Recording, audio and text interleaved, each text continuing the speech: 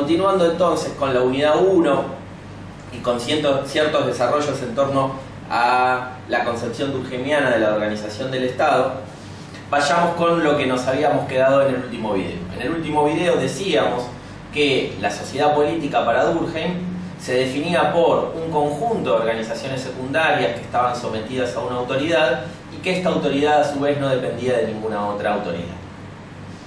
La autoridad para Durkheim, en este caso, se define como el cerebro de la organización, ¿no? La autoridad es la que piensa, es, según las traducciones de la época, la que emite voliciones. Y acá hago una pequeña aclaración respecto de lo que se van a encontrar ustedes en el texto, que puede llegar a generar algún tipo de confusión, pero que es parte de la organización francesa del Estado, que difiere en algunos puntos con la organización argentina.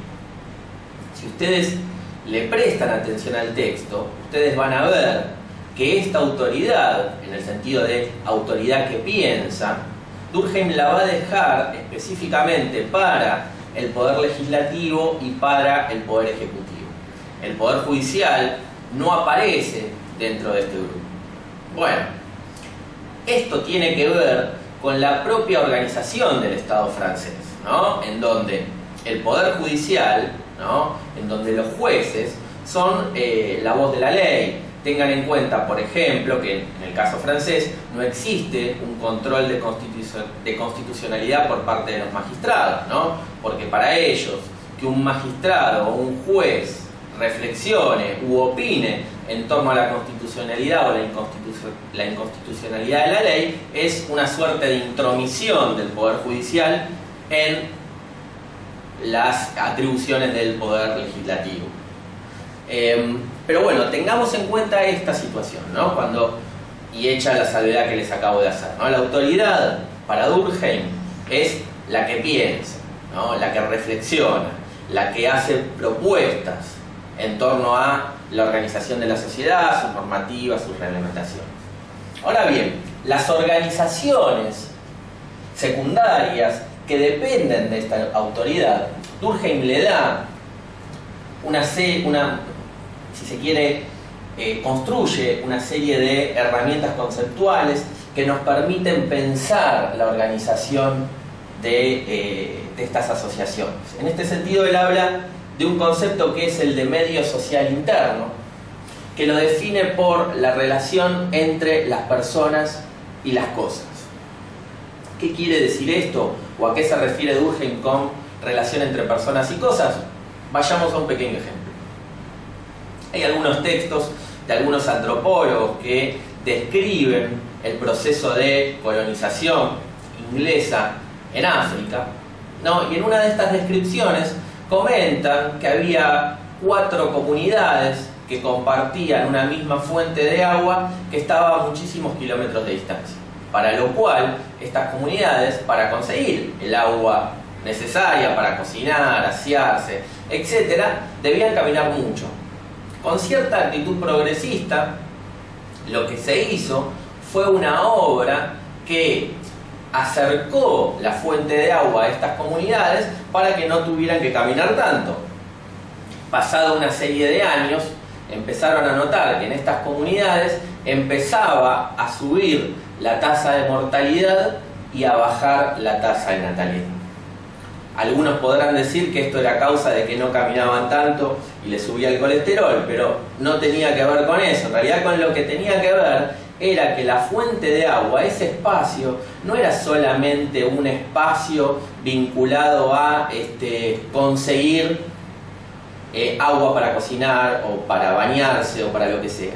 Era un espacio de socialización en donde se armaban parejas, en donde las personas que provenían de las distintas comunidades se encontraban. En este sentido, el medio social interno, la relación entre las personas y las cosas, supone algo más, ¿no?, que el hecho de que la fuente de agua solo sirve para conseguir agua para cocinar, ¿no? Hay cierto significado social en torno a la cosa que hace que nosotros nos encontremos y nos relacionemos con nuestros pares de distintas maneras. Podemos pensar y tirar una idea en torno a qué sucede en la relación entre las personas dentro de la oficina judicial en torno al expediente, ¿no? Es decir, el expediente es una cosa, pero ¿quién se hace cargo de la causa? ¿Quién la tramita? ¿No? ¿Quién se hace cargo de tramitar las causas más complejas? Las más simples, genera y nos puede mostrar y nos da ciertos indicadores acerca de cómo esa organización distribuye y administra sus tareas, sus jerarquías, etc. Este medio social interno, entonces, en tanto relación entre personas y cosas, va a tener dos dimensiones que es muy importante tener en cuenta. Una es el volumen y otra es la densidad. ¿Qué es el volumen? El volumen son la cantidad de personas que se encuentran dentro de esta organización o dentro de esta institución. Pero no personas a secas, no cuerpos, ¿no? Cuerpos con sus características. ¿Quiénes son? ¿De dónde vienen? ¿A qué se dedicaban sus padres? ¿Tienen estudios universitarios o no tienen estudios universitarios? ¿Sus padres eran judiciales o no eran judiciales? ¿Son hombres? ¿Son mujeres? ¿No? Esas personas que nosotros contamos dentro de una organización o dentro de una institución tienen determinadas características, ¿no? Eso es a lo que Durkheim se refiere con volumen. Y por otro lado, hablamos de densidad. Él va a decir que existen dos densidades o dos tipos de densidades hacia el interior del medio social interno. Uno que es la material. La forma más típica de definir la densidad material es cantidad de personas por unidad de superficie, ¿no? Un aula es más densa si tienes más personas a su interior o más chica en términos de superficie, y por el contrario va a ser menos densa si hay menos personas o es más grande.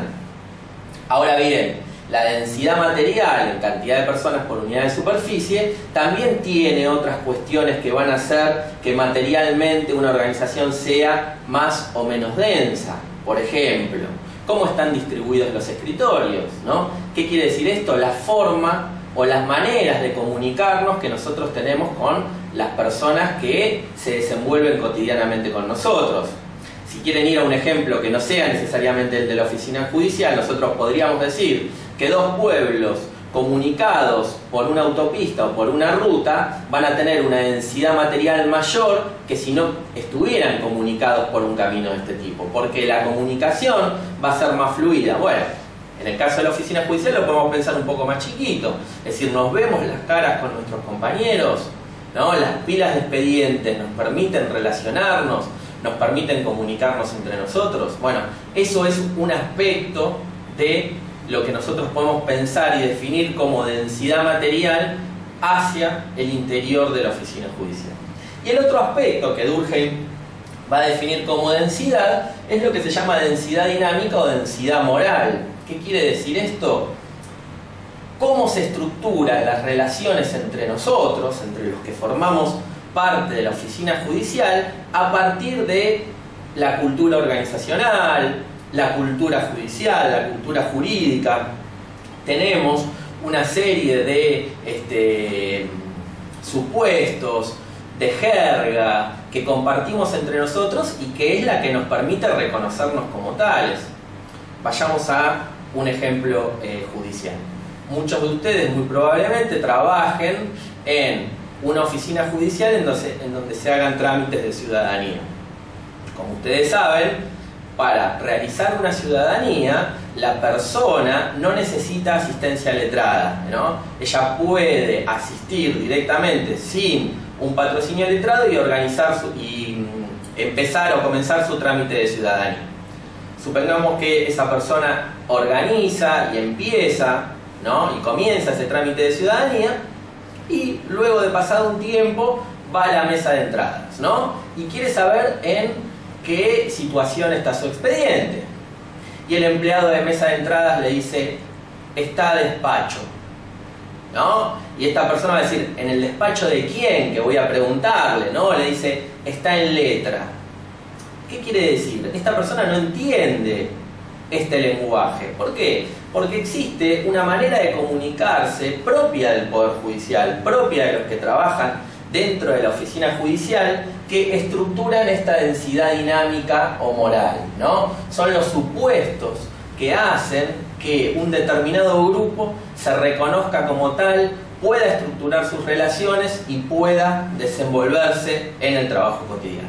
Bueno, muchas gracias y nos estamos viendo en los próximos videos asociados a la unidad 1.